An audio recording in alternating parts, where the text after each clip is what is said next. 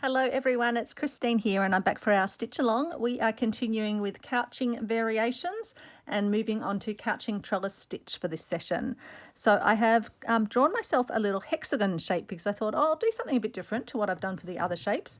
And I just used one of my Epiflex templates that I use for English paper piecing to make like fabric hexagons. It's not a paper based template, it's actually a plastic one that's fully reusable, a great Australian invention. But I've just drawn around that and then drawn my trellis shape, which is where I'm going to be putting my threads down just to sort of show you what I'm going to be working. So I'm going to pop through with a piece of thread that has a knot tied in the end, and I'm going to start laying down my horizontal lines. I'm always going to pop up at the side where the thread has gone down so that I don't have a lot of thread running around the back. If you're wanting to look where to put your line, it's helpful to sort of lay your thread down and then make sure your needle goes into that point. Because it can be quite hard sometimes to get it to go exactly straight when you're just looking at the fabric. And if you do get any that are really wonky, like that one is actually a little bit wonky, it should just be a tiny bit higher. It's probably better to try and get them as straight as possible. So I'm just going to aim that up a little bit higher than I did the first time.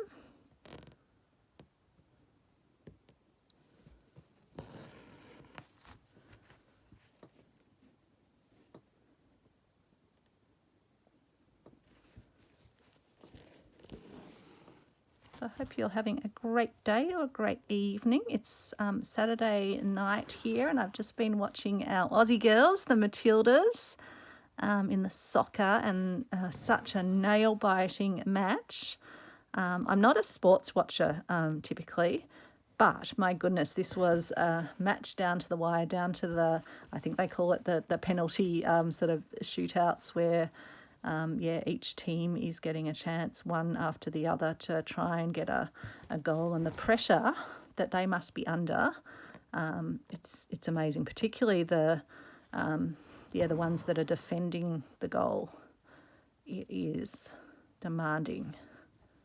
Just that split second moment where they've got to decide what they do. So now that I've got to the top, I'm now going to bring my needle down to one of the stitches that runs down the piece. So I've got a little stitch at this end that needs to go in. And again, we're going to work the same. So I'm always going to pop the needle up from where if I've just gone down there, I'm going to pop the needle up from over here.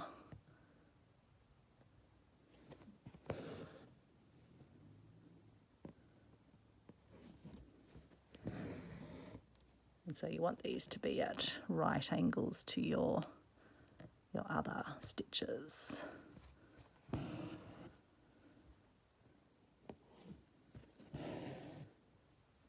And again, just trying to keep them as straight as you can. And if you get one that really does look a bit wonky, you can just undo that stitch, rethread the needle and carry on. Or you can let it be wonky, that's okay too.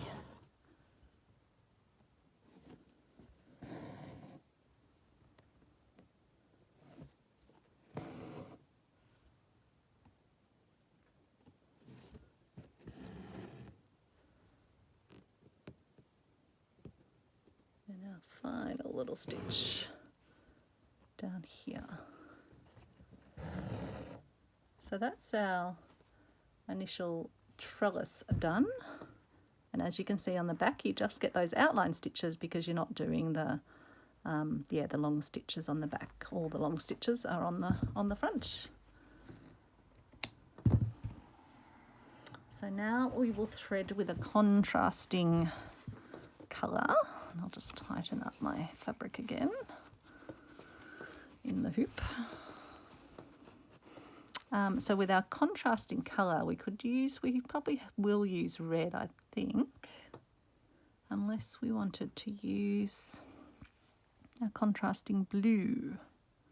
Maybe we'll use a contrasting blue just to have something that's not ready red up here.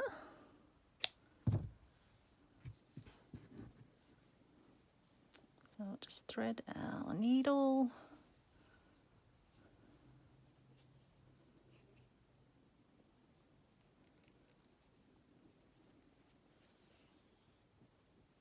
And then we're going to pop up at the first bit where we have a cross mark. So I won't do the bottom bar, I'll just do it in the interior, I think. So I don't think I'll even do these 2 points, I'll just start it over here. So I'm going to pop up, and let me just show you where I'm popping up. Below in the sort of, if you think there's like a window pane shape, it's in the lower left quadrant of the window. And then I'm going to come over to the upper right quadrant of the window to make a diagonal stitch across. And then I'm going to move to the next cross part of the stitching and do the same. So we're just going to do a single diagonal stitch first. Unlike the other one where we were doing a cross in one go, this time we're first going to go to the end of the row doing the little diagonal stitches, and then we're going to work back turning them into crosses. The book doesn't actually say why it does it in that order rather than just doing them as a full cross. I'm not sure if it helps in just sort of anchoring everything in place. Not sure what the rationale is. But this stitch is also known as the Jacobean couching stitch, as well as the trellis stitch.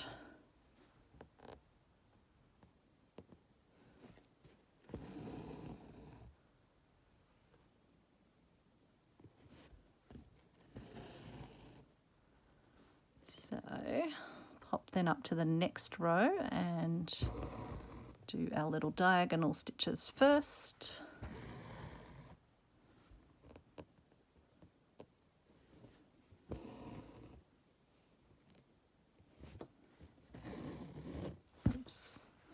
Just caught on the ribbon.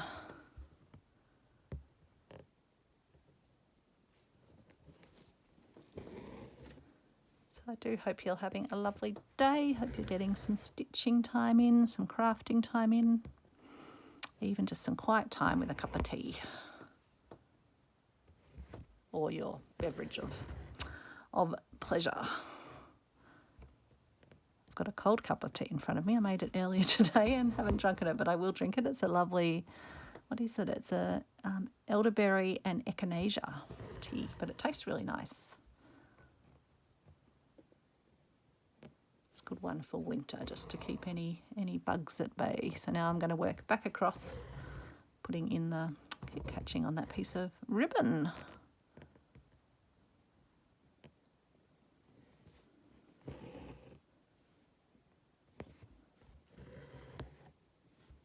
So yeah, it does work very well to just hold all these little cross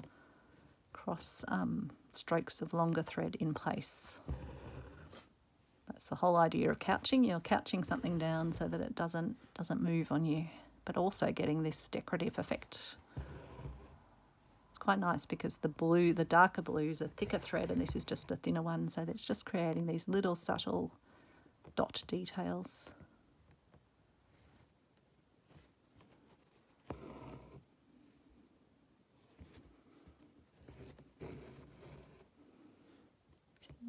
I'll do one here because that is actually within the design.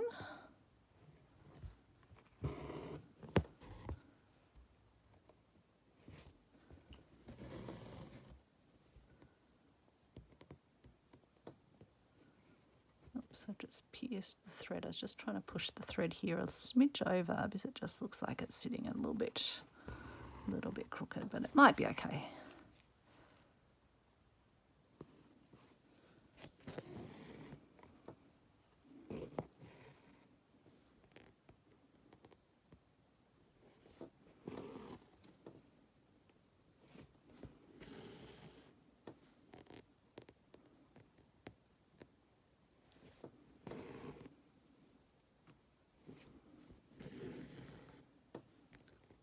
Okay. So just working the first lot of diagonal stitches, and then when we get to the end of the row we'll work back and put the other cross stitches in place.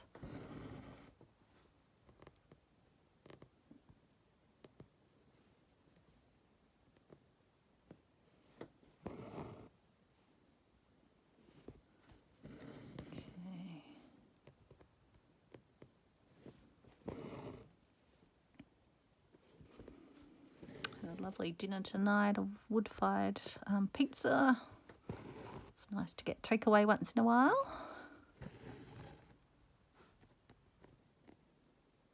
And then had some lamingtons, some Aussie lamingtons for our Matildas to give them some good luck with their playing.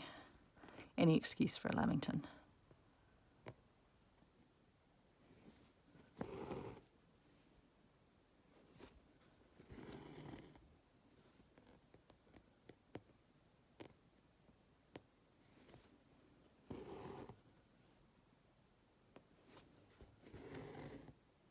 Okay, now we'll do our next row up here, starting in the interior.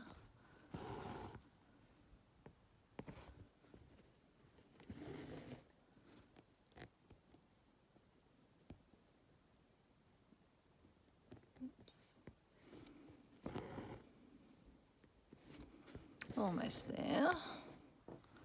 If we don't get a knot, I need to do my trick of just letting it spin around if it's got any tension in the thread.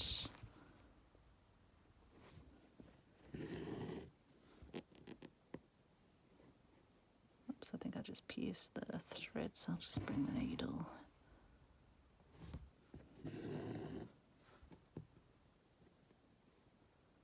It's hard when you're holding the hoop sort of up at the camera just to get the needle to come through at the right spot. Can sometimes be a bit tricky. Okay.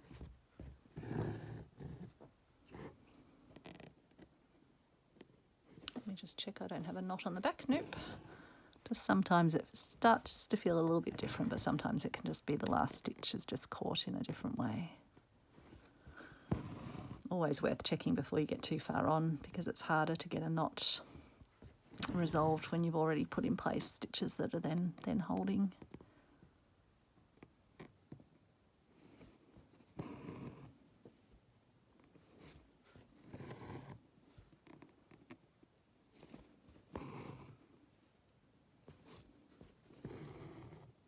Okay, we'll do our final row starting on the interior.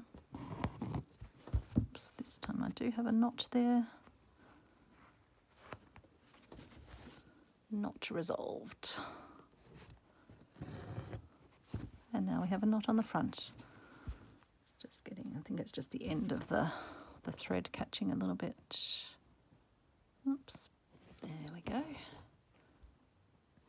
Almost one more across this way, and then we'll work our way back this row, and then that will be done, and we can have a look at the back as well, because it looks like it makes an interesting little pattern for us on the back, which is always nice. Someone who always likes looking at the back of stitchery projects, it's been a real joy with the stitchery swaps to get to see the stitching on the back as well.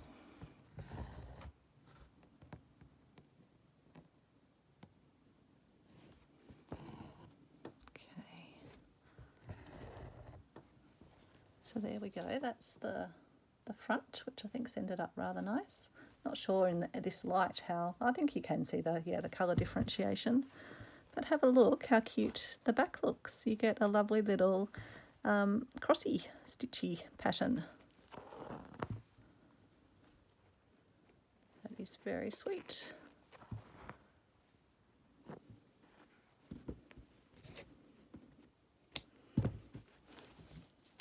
So there you go, that is couching trellis stitch, which compares with the couching, what was this one called? Lattice stitch, where we did all the crosses at first. And I've done that one obviously a lot closer together, and this one a bit more spaced out. So that is the end of our couching stitches. But I think I found another version of our, what one was it that I found, and I'm not in the book but elsewhere, of the coral stitch, I think it was. So we'll come back to that one if I check it out and see that it's not in the book elsewhere. So thanks so much for watching, and then otherwise after that we will be moving on to cretonne stitch. So take care folks, and I'll see you back tomorrow for the next episode of the Stitch Along. Bye everyone.